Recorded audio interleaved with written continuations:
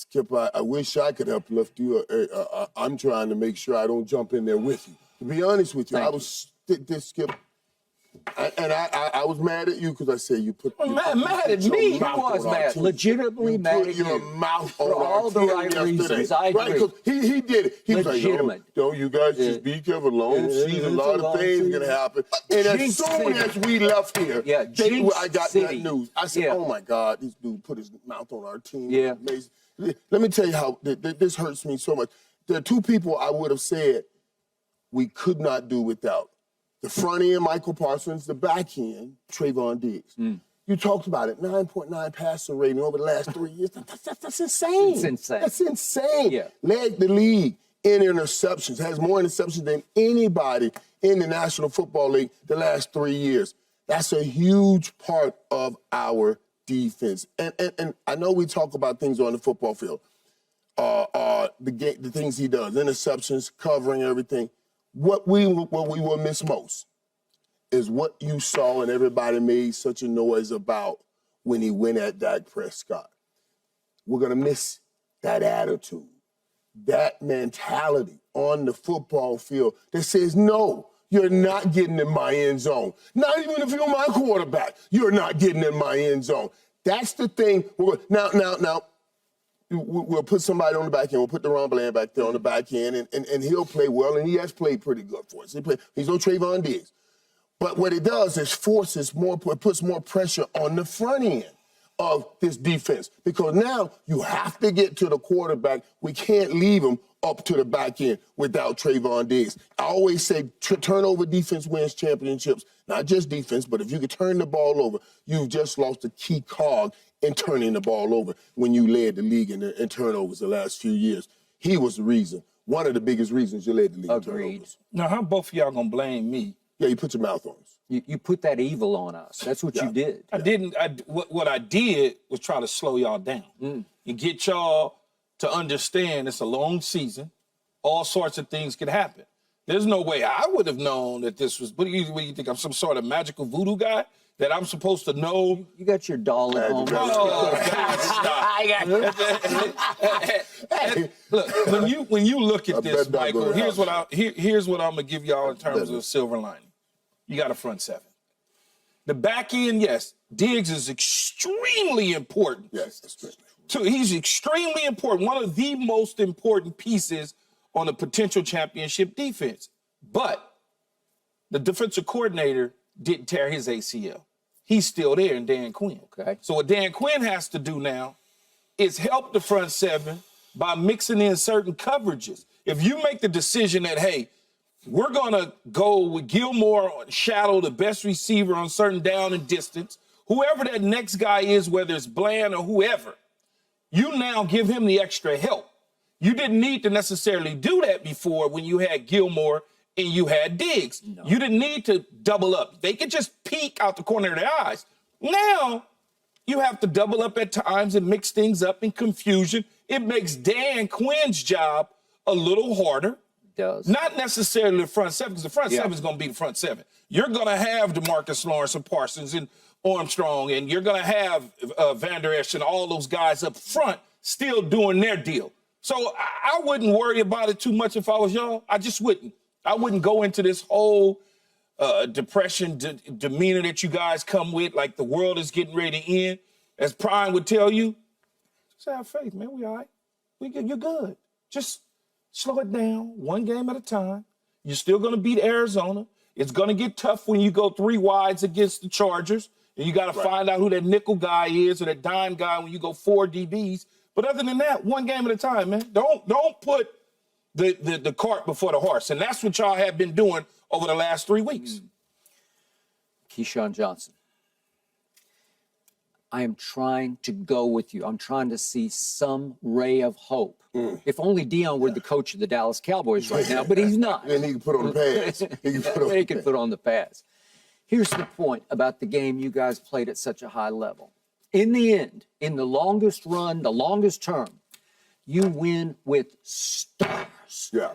Trevon Diggs is a star. Yeah. Second-round pick that Jerry hit on once again. He has made the last 2 Pro Bowls. He is a receiver playing cornerback because he was a receiver by trade when he went to Alabama. And he is a playmaker of the highest order on the defensive side. He's a bit of a cluer and a gambler, and he's a risk taker. We get all that. And gotten better with Gilmore back there. He just has, because he needed a textbook, do it with your head corner on the other side, who can't run the way when he was defensive player of the year. He's not quite that Stephon. But the combination of the two was lethal for offenses. And look, Deron Bland picked off 5 balls last year, and that led the team. But he was, out of nowhere, a rookie 5th-round pick as a slot corner. Jordan Lewis, as you well know, is a very good slot corner. I'm not saying he's a star, but he's coming off a Liz Frank injury, and he's coming back, and I think he's available now for the first time. So you can put him in the slot. Now you have to move Deron Bland out there on that island, Revis Island, and all of a sudden you start getting exposed because you were a 5th-round draft choice.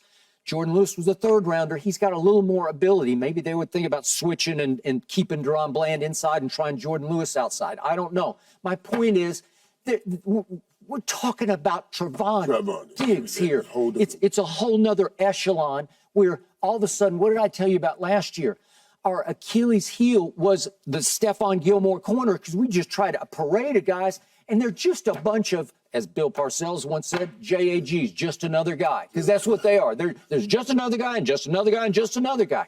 Trevon Diggs is that guy, and you lost him in practice. That's what kills me. If it's in a game, this is just my heart talking, but if it's in a game, you just say, okay, it happens. You guys got hurt. It just happens. But practice is just freakish. And I know, just real quick, that Ben DiNucci, the former quarterback, tweeted, then he took it down, but he tweeted about, I'm glad he took it down. What was his tweet? I never understood why we did one-on-ones during the season. To make you better. To make you better, because you can't get better at football without practicing football at a higher level where you're going one-on-one.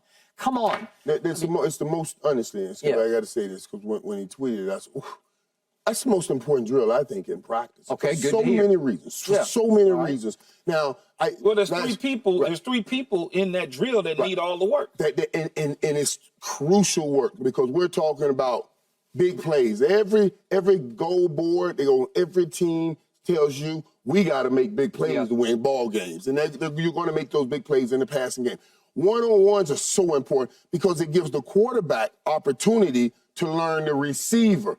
You can't do that against air. You have to learn the receiver, learn his ticks, learn what he does, when he's going to cut this way, when he's going. You'll see things in him from the quarterback position. You got to do it. I was with, last year we did the game in Germany, and Tom Brady, we were talking to him in the room. I asked Tom about it. I said, he was saying, I'm still learning some of the receivers. I said, well, how's it on one-on-one? What do you see? He said, we don't do one-on-one. I said, what, Tom? You know? He said, yeah, Mike, I don't understand why. He said, you know what? I'm putting that back. I got to make sure they put that back in our practices, because you're right. It's the most important part. So I can't even get mad at practice, because I know how important that is, that you go through the one-on-one. But man, oh man, I hate that we lose Diggs. You, Key, you and I both. I've gone into games and said, man, I got Deion Sanders. I got Darrell Green. I got Aeneas Williams. I got Rod Wilson. When the name ain't one of them, I'm like, dude, I'm about to eat this joker up. You know what I'm saying? It gives the court, you got more confidence. When Trevon Diggs is off, the receivers are going to get more confidence now and be more ready to play. That bothers me, because it's more in the middle. Got it. Michael mentioned all those names. I played against all of them. And just like he said, though, when you say I got another joker versus this other guy. That joker? Oh, man, you just said, boy. We getting ready to eat. But I would say, to echo what you said about the quarterback, Ben DiNucci, everybody needs By the way, he's on the Denver practice squad. Now, go ahead. Yeah, you need work at the quarterback position to understand the route tree and what the receivers are doing. If I'm doing it against air, I don't know what that receiver would do on a certain leverage from the defensive back. But if I got the defensive back, I know, okay, if he's outside, my guy's going to break inside. If he's inside, my guy's going to break outside. Then the DB needs to work, okay? He needs to understand certain pattern reads and things of that nature. So I think he just was fast-talking. That's why he took it down. But again, I go back to Diggs. He is extremely important. But you have to understand and put your faith in Dan Quinn that you're talking about just a guy, just a guy, just a guy. It's his job to protect just the guys. Yeah. If he leaves them out there on islands by themselves, they're going to get torched. But if you are dialing things up in the front like he's capable of doing, okay, bringing extra pressure out of the from the front seven. If you bring somebody out of the secondary, understanding that you got a guy over here who's a weak link, we got to roll somebody over there to protect him. That's it. That's the key to when you're looking at this secondary and the defense. Now, the offensive side of the ball just got a little more important. Okay, there is no more score 13. It's now we need to get a little bit more because we have to now protect the defensive side of the ball because we lost one of our key players. A little bit better. You have to protect the defense side. Now, Key, I want to push back because I told you I'm putting the pressure on these front guys now so they can protect the back end, and you're putting on Dan Quinn. When I say I'm putting pressure on these guys, I'm telling them, I need you to get to the quarterback without that blitzer. That's what we're talking about. You see what I'm saying? Yeah, I need you to get it because I can't blitz nobody. I need to make sure I have help back here because Trevon Diggs is gone. Not 100% of the time, but you need some confusion just in case those guys up front. San Francisco's just not letting them come off the edge and tee off. They're going to slide protections, and they're going to do things for Brock Purdy. And when you're talking about the Chargers, who knows the Cowboys' defense more in this season than Kellen Moore, somebody who's been practicing against Dan Quinn for a number of years now, so he knows what they're going to try to do. That's all I'm saying. You got to do some things to get those guys free. So, a secondary is as good as the front seven. You know that. Unless you got Deion. If you got a Deion and a Rod Woodson and all those guys, you may not have to do certain things up front. But when you allow a guy to sit back there and pat that thing to sleep, they only can hold up for so long. Yeah. They only can hold up for so long. That's what I'm saying. And without Trevon Diggs, that so long just got short. They can't hold up that long at all. But y'all okay, man. Don't just one game. Before we leave the dangers of the one-on-one drills, I just want to say that this team and every team does one-on-ones. I don't know what Tampa was doing, but Trevon Diggs has been doing one-on-one drills for 3 years. Yes. Everybody does this. And I don't care what kind of drill you're doing in practice, you do have stretches of practice where you go hard. Yes. And freakish things happen. It's like the NBA players, they play hard. They'll go to UCLA and they'll run full court. Kevin Durant, Russell Westbrook. Well, do you blame them for going? I don't blame them. Is it dangerous to go out there and just, sure it is. You have to, Skip. All right, so here's the point. 1992 season, you come out here and you're going to play in the Super Bowl and the Rose Bowl in Pasadena. On Thursday of that week, I'm there. It's at the Lowe's Santa Monica. Remember the hotel you stayed at for your first Super Bowl? I still stay there every day. Okay, way to go. Those guys are still there that Super Bowl. Okay. You're right. All right. On Thursday, I'm in the lobby because I'm staying there too. Your team gets off the bus and comes in, and John Giesick was one of your senior leaders. He's a veteran offensive guard. He's a good man. And he comes storming over to me, and he starts effing Jimmy Johnson. He says, you cannot believe what he just did to us. It's Thursday before the Super Bowl. He says, we're in full pads, and we went hard in a scrimmage, a full-on hard scrimmage where we got after each other, offense versus first team versus first team. This is Thursday before the Super Bowl. Okay, it's insane. Yeah. No, well, it's not, because Jimmy's trying to create an edge for you where you're ready to play at the supremest, highest level, and you annihilated the Buffalo Bills on Sunday. You're right, Skip. That was, in all my years of playing football, we had perfect practices at UCL. They were perfect. Not a ball touched the ground. And so I was like, wow. And coach pushed us hard. I mean, pushed us hard. So it's part of it. This right here, you got to prepare. You got to get ready. I love Trevon Diggs because what you're talking about, the pushing, that's another point. Trevon Diggs, he's the talker in practice all day long. He keeps practice going. When practice hits a low, you got a guy like that cranking it back up so we can get the work and the intensity of the work that we need. They're going to miss some big time not having them. That's a big loss, Key. I know you say they can still rotate and roll over. No, it's a huge loss. It's a huge loss. I'm not going to minimize the loss. I'm just trying to help y'all, not do something that y'all shouldn't be doing. All right, so Michael Irvin, are you amending your prediction that the Dallas Cowboys will win it all? I'm going to tell you something, man, honestly, and I'm not taking it out yet. I need to see what I see with what they put on the field as a defensive unit now, because I do think that's a huge part of it. I want to see what kind of defense they run. I want to see what that corner does over there. I guarantee you the Cardinals go right at him. I guarantee you. So I got to see how you respond in this situation before I do anything. And we're going to talk about what I saw last night with San Francisco in that game. That was when they started taking that thing back through Deebo Samuel, they start being a different team now. Yep. That's a physical team when Deebo get that ball. So, yeah, I'm not admitting it yet. I'm trying to think, just in the NFC, from a receiving core standpoint. I just gave it 49ers. No, the Niners. Needed them for the Niners. The Niners. And they didn't have IU. Philadelphia. Right, they didn't have IU. I'm just thinking the Niners, Philadelphia. That's what we talking about right there. If I don't know how real Tampa is, and I don't really know, I'm hoping New Orleans is real. Those are about the group of receivers that you would have to contend with, I would think, in the NFC. Because Green Bay's young. Those guys are young. Atlanta's still young. But Watson put it on us. Watson played last year.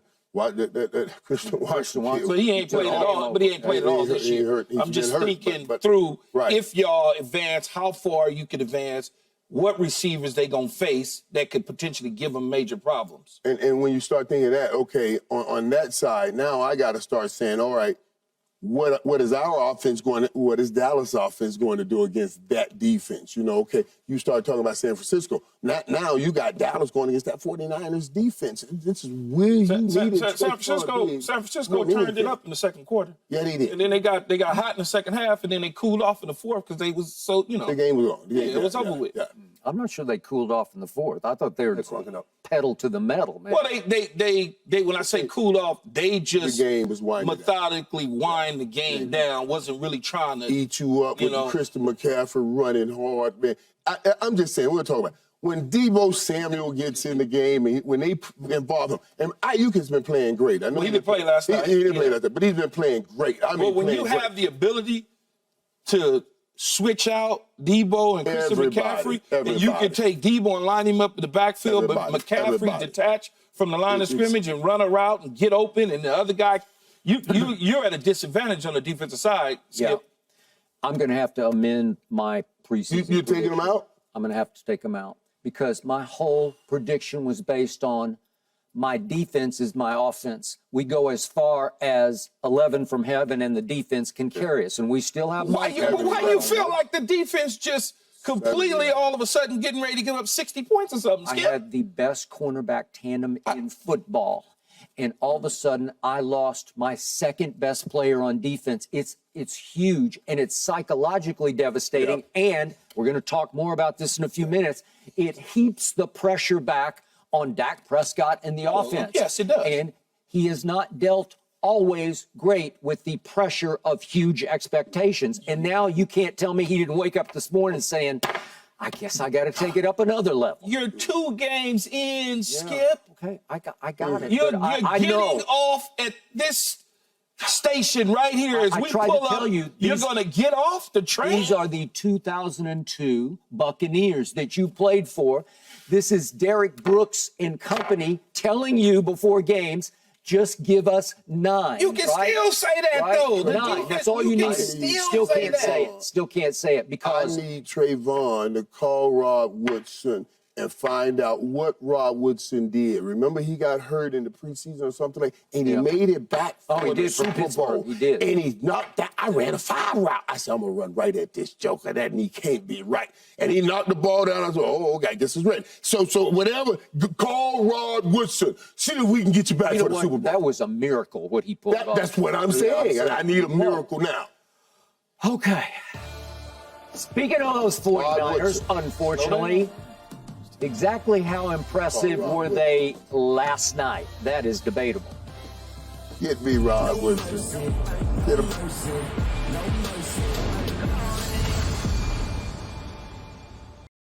Thanks for watching, Undisputed fans. Do you want more highlights from the show? Make sure to click that subscribe button for all the exclusive content from Undisputed.